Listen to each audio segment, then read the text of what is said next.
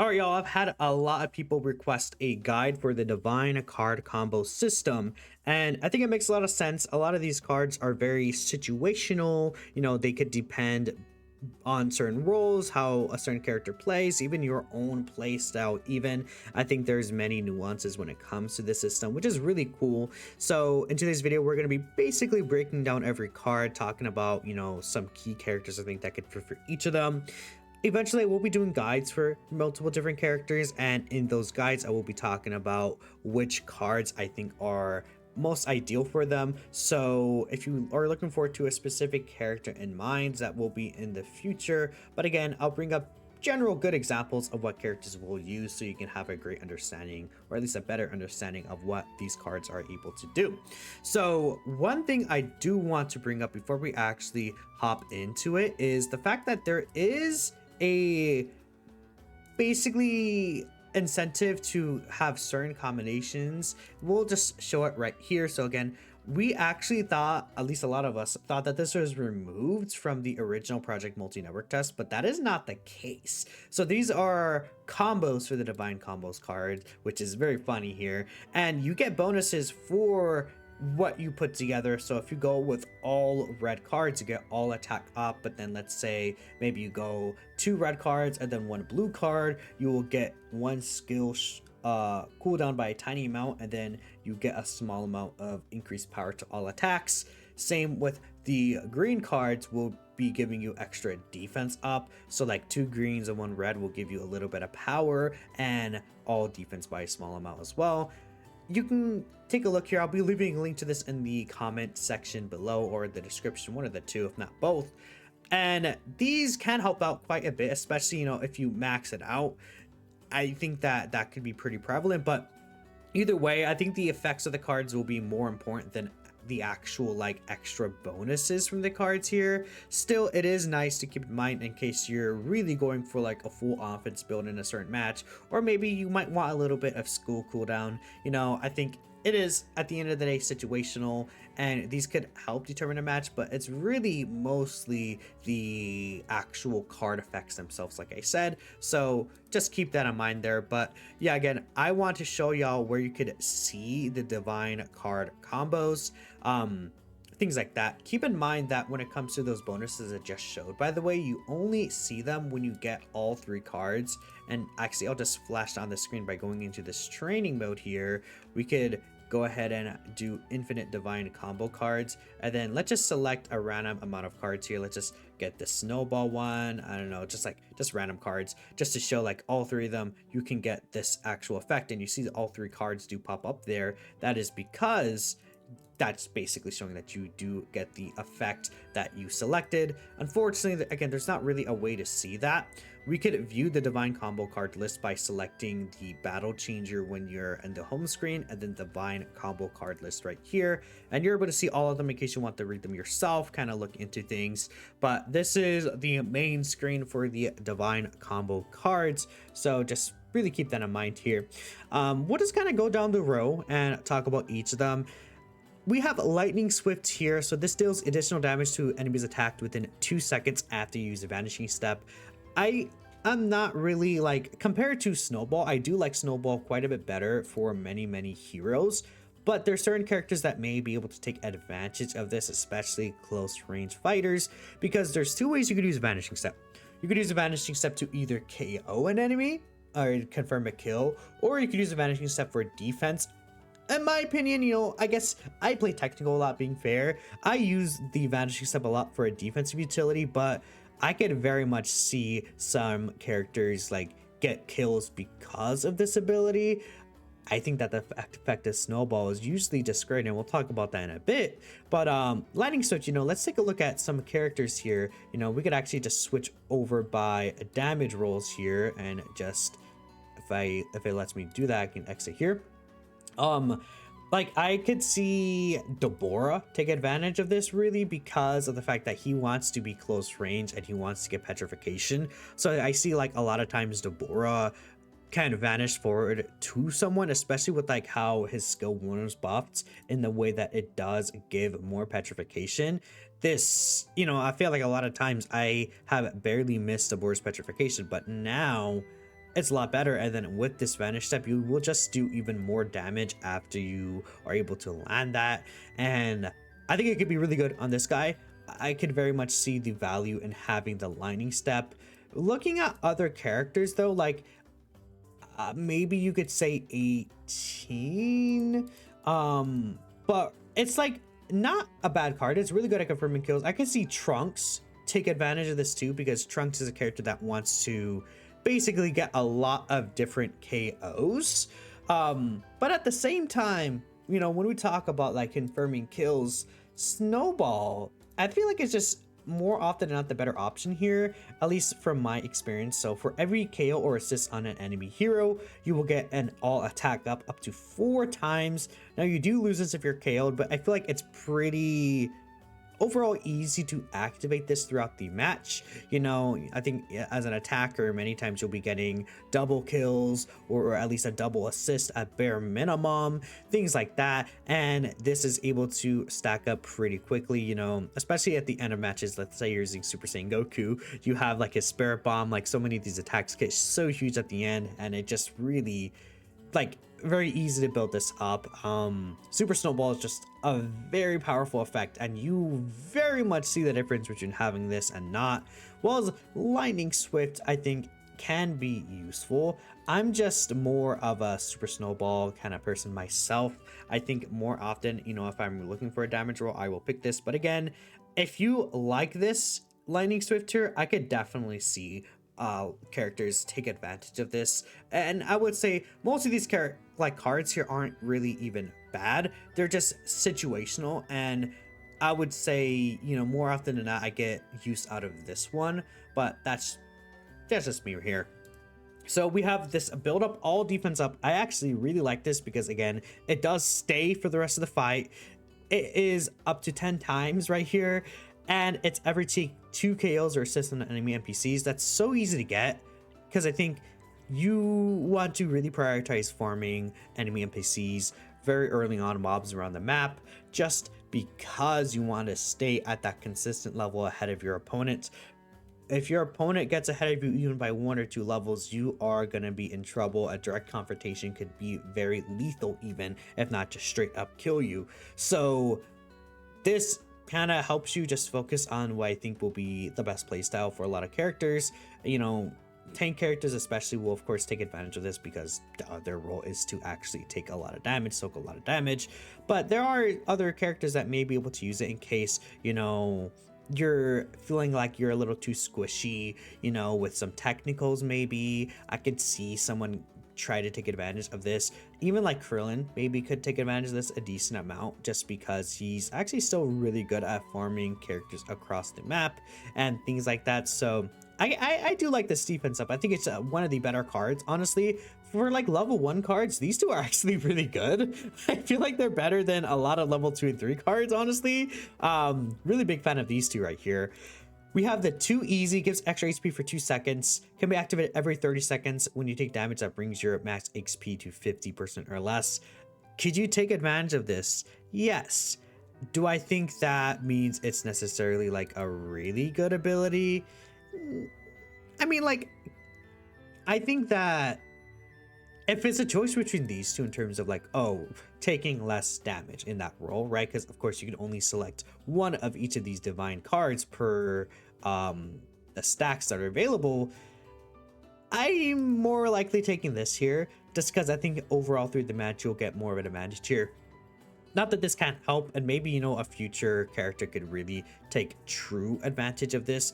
I just think, you know, the 2-second extra HP could definitely make a difference in you living. It's just taking less damage in general, I think, will help stagnate the fight more, especially as a tank character, and, you know, allow your attacker that you're paired with potentially to get just a lot more damage in by you soaking up this damage, right? So especially if you pair this, I feel like with there's the Rildo kind of little supporter there that brings your enemies towards attacking you, and you're just beefier in general. I do like this idea of just having just extra defense up like that.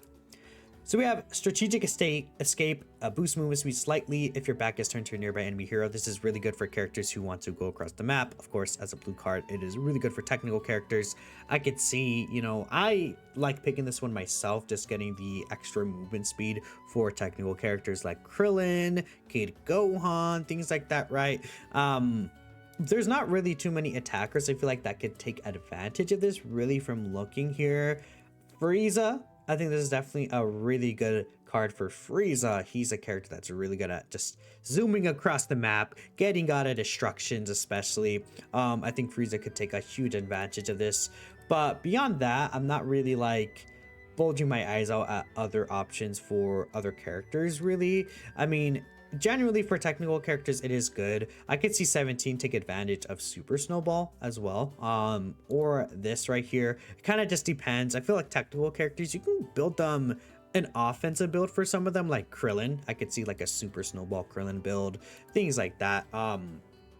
It's really situational depending on what you're trying to do, but I do like this one. I think, you know, escaping, just moving around in case you do get caught when you're trying to take down some, you know, God of Destruction could be really nice. Now, this card, I think I'm like wishy-washy on it. I think it can be good. I think if you're playing, like, if the enemy team is not really paying attention that much and you're able to sneak in God of Destructions, which I find happens a decent amount of time, you could actually get really good advantage with this, and it can help you potentially just like kind of really take down a lane if things go in your favor. Now, again, if we're comparing it to the other level 1 cards, I think I personally am taking, you know, I mean, really, because I would say, like, I would personally generally think that these two cards are better, of course. It's just certain characters will benefit from having this more, and it depends on what you're trying to do. I mean, if you're just more so moving around the map as Kid Gohan or Krillin and trying to take down objectives rather than directly fighting other enemies, right? You could really get a good advantage with this. I think it could help a decent amount. I think I do like it overall. I know that at the same time though, I think, you know, once you reach like end game and you have all your skills built up, I think some characters will have multiple options to do multiple skills.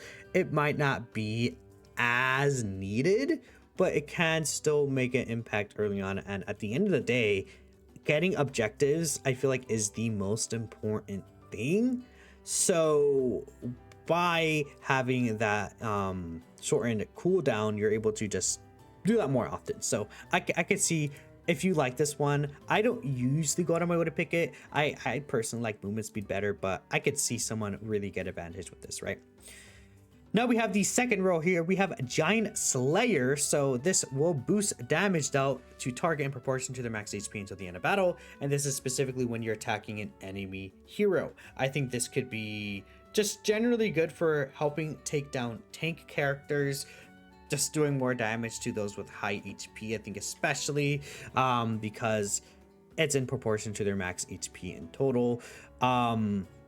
This could be good, right? I think that you could definitely, especially if you're really having trouble taking down a tank in a match, and let's say you're laning against a tank and they get a huge advantage against you, I could see this being used where it's like, okay, it could help me potentially just wipe out this tank that keeps trying to push against me or things like that, right? For a lot of attacker characters though, I do prefer Prepare to Die. I think this one is, again, also really good with the snowball effect, honestly, where it will boost damage slightly and the enemy hero until the end of your confrontation. And then if the target lasts at least 2 seconds, it is greatly boosted, which is a pretty huge damage increase in total. Then when attack hits an enemy with a hero, or I should explain that better, sorry. This is activated when an attack hits an enemy hero that has 50% or less HP. So again, it's really good for confirming kills. I mean, pretty much like every attacker has an ability like that. I think this works good with Goku, with Kale, with Trunks, you know, Deborah, with the petrification. Like, what I can't really see an attacker that doesn't really benefit from this. And again, even someone like Krillin, I think he could do pretty decent damage. 17, you know, I think 17 with like an offensive build could look pretty decent as well with his first skill, which does have It does get to actually a pretty wide range. The Barrier Knuckle has a little stagger here once you activate it again, which could be pretty effective in, combat. So I think that when it comes to this, I really like this Prepare to Die card. It is one of my favorites to use. It's my go-to personally when it comes to damage characters, but I could see situations a little, maybe a little closer to not niche, but like less often than this. But yeah. So we have Steel Skin. This produces damage a set amount per hit. I love this card when it comes to tanks. I think it is just more often than not going to help you throughout an entire match. Again, we compare it to this solid barrier. This barrier, again, greatly reduces damage. It is quite a huge amount of damage reduction within the 2 seconds of essentially kind of having it activated. I would say, though, it is not too difficult to play around. I think it could give you an advantage, but 2 seconds, I don't feel like is the longest time ever. And then after that, you're just kind of sitting there normal. So if you see someone using this, I think you could pretty easily play around it. Whilst the effect itself is strong, I would just prefer to pick this just because it's literally just you receive an attack. Like that's all you have to do. You literally could just sit there and get a huge advantage from this. Paired up with this as well, like imagine like how tanky cooler Vegeta could be, things like that.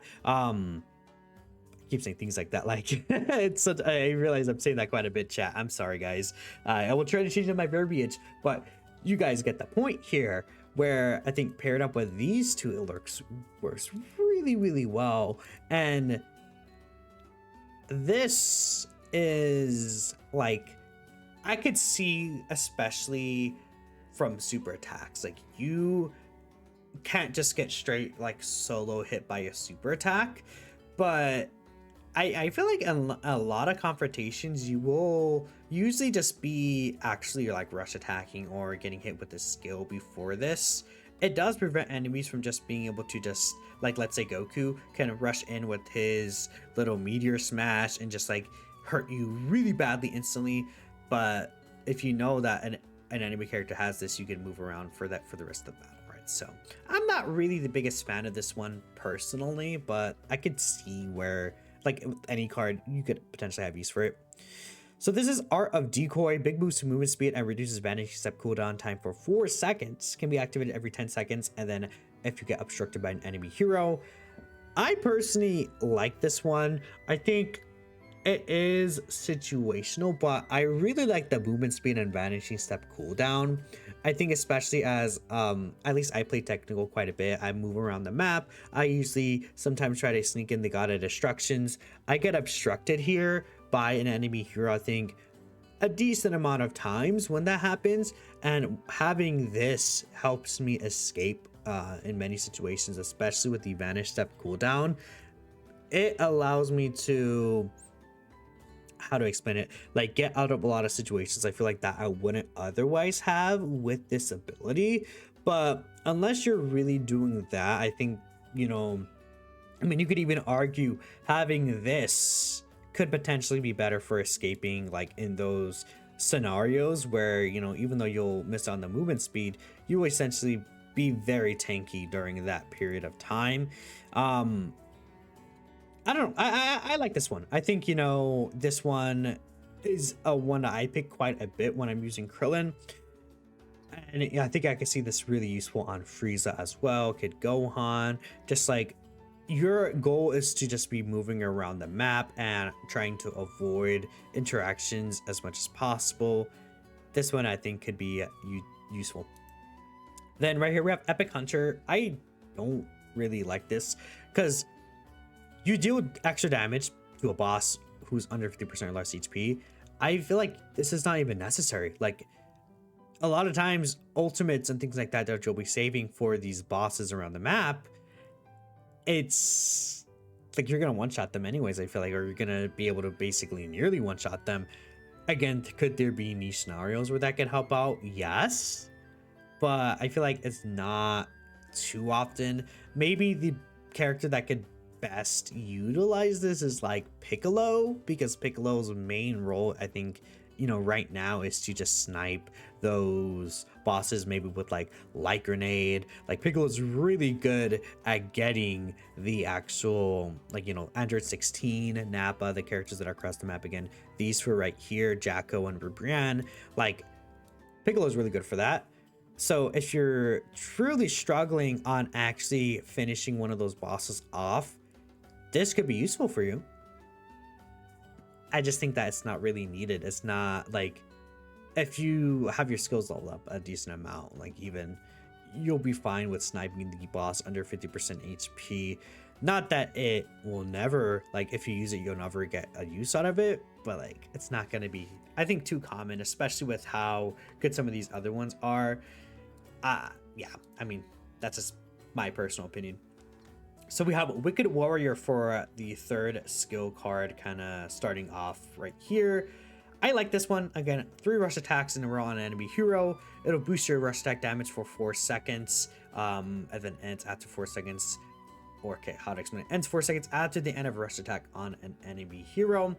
So I could see you like getting really good use out of this, and there are even potential scenarios where you could activate this back to back. Essentially, it won't stack over each other, of course, but I think especially with like ranged attackers, like let's say the Gammas, let's say Kale, I'm trying to think of another character in my head. Even Trunks is like, has pretty good range. Daima Goku, I could see that those kind of characters that could really reach an enemy from far away take advantage of this. If they try to run, you still will be hitting them, and you still will be stacking this up and eventually doing more damage. So next we have Pursuer. This is able to be used when you land attacks on enemy heroes with 2 skills within 2 seconds. I am like, again, also wishy-washy, depends on the character that you're using, because you do have to land 2 skills, and then after that, you will only do specifically energy damage, and you get an extra speed boost, which I think that speed boost is really cool. It is 7.5 seconds. It lasts a pretty long time with this additional energy boost. But there are characters that can, I think, really take advantage of it, even though it's kind of feels like a specific, such as Super Saiyan Goku.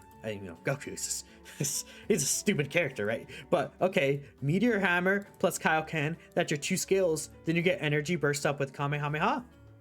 And then you just do mega damage. Like, it could be really, really nasty there.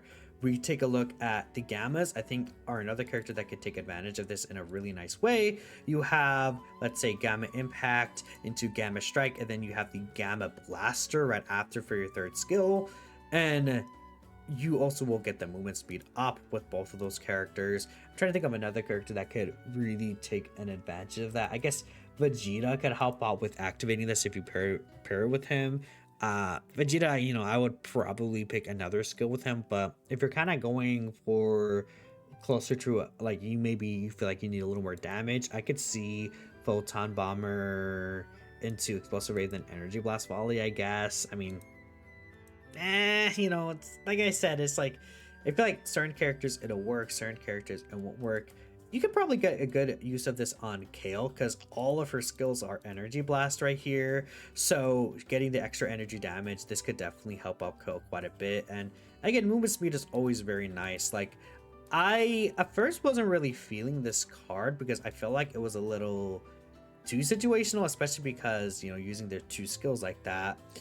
But at the same time, when you really think about it and apply it, and, I've seen people use Pursuer, I think that this could be very effective. You can go with either one of these depending on your situation and kind of what playstyle you're playing specifically. But I think, again, with the better characters in the game, they will take more of an advantage for this in terms of confirming kills than this. So, I mean, take that as you will. I think, when you truly look at what these characters are doing. So, next we have Guardian Angel. I love this on tanks. Take some of an ally's damage for them, and then damage taken is reduced when more allies nearby.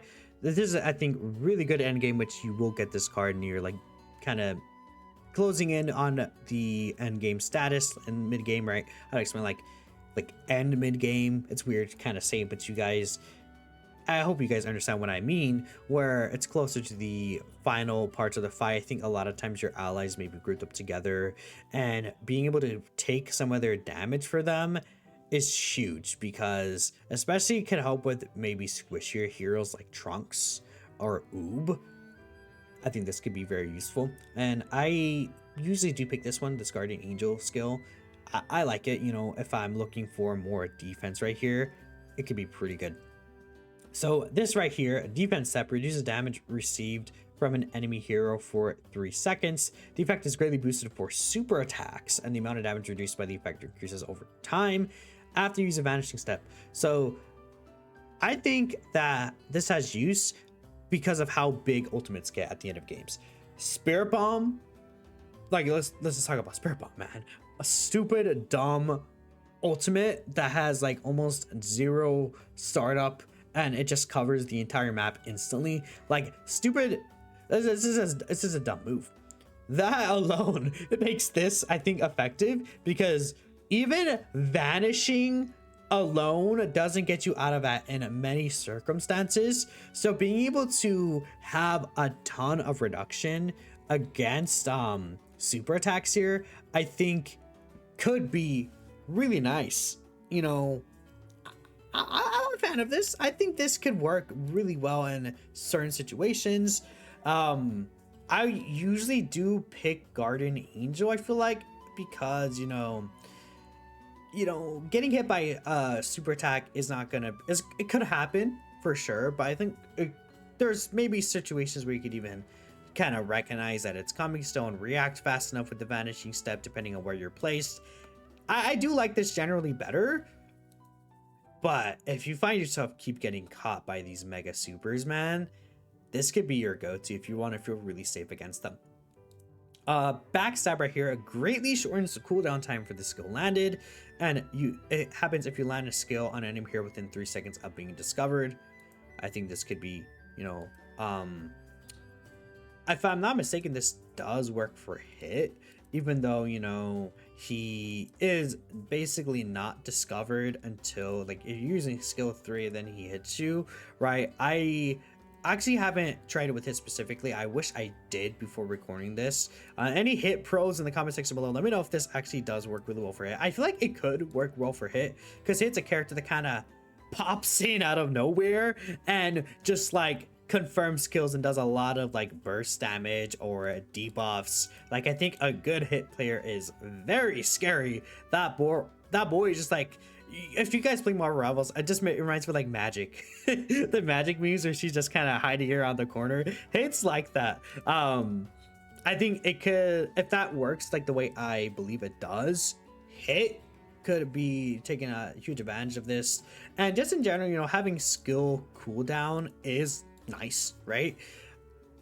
I would say though, like, you know, if it's between this and like vanishing step on a technical character, I'm probably taking the vanishing step. I'm gonna be real, I think this is, like, you could argue this is like just the best card like in this entire deck. Having a second vanish skill is really good. Being able to use it when it's in cooldown, I've had so many situations as Krillin, or, you know, other, you know, Frieza, for example, or, you know, even like using Trunks. I think you could take advantage of this. Like, I could see Trunks players use Snowball plus Broly, then this could this could pair very well with this together, because guess what, if you don't get KO'd, you keep the Snowball, right? So I think that could work really well nicely, and even this will give you a little bit of a skill cool time reduction, which I feel like for Trunks might not really matter too much, because he already does that for himself. He is able to use a second skill after he KOs an enemy hero. But still, I think like this kind of pairing could work really well even for basically any attacker character, having just an extra vanish still, because I feel like tanks don't really have to worry about this as much. You know, for tanks, you could even get them this. That should be okay. Like, but if you still want to give them the second vanishing step, I think that could be really good too. Like, This is just good. It's a universal good mechanic. It's a universal get out of jail free card if you play your cards right. It's just amazing, right? Getting a second option to use it again. So anyways, I think we'll just end things there. None of these cards are necessarily bad. Oh, I almost forgot. Kale. When Kale vanishes, she actually staggers the enemy. If I'm remembering correctly, she does stagger it. Again, that's specifically in a Berserk Kale here. When you're transformed into this mode. Yeah, I see. Vanishes will change it to a lunge forward attack that staggers enemy.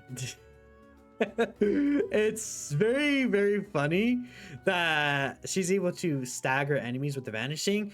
So you just give her two of those. You give her two moves that stagger the enemy by having the vanish speed kind of cooldown basically removed after you use a vanishing step, as long as it's in your cooldown. Of course, it's only one more time, but like Kale, this is really good on. Like, I feel like you could argue Kale doesn't even need the extra damage. Like, well, she could use this for her. Like, you pop the ult, you get this. I think that might benefit you more. And in terms of like potentially even team wiping, just like imagine you stagger like 2 enemies or 3 enemies, like they're all grouped together. That would be really funny. And Kale just like decimates them. This could be really good in Kara specifically, but yeah, divine combo cards, a lot of them are, I think, just generally good. It depends on what you're doing in the match, what you're aiming to do, but I hope this helped you guys understand, you know, what characters may be good for certain cards. If you have any questions, let me know in the comment section below if I missed anything. Again, I'm not perfect, but I appreciate y'all for watching, and I'll catch you guys next time.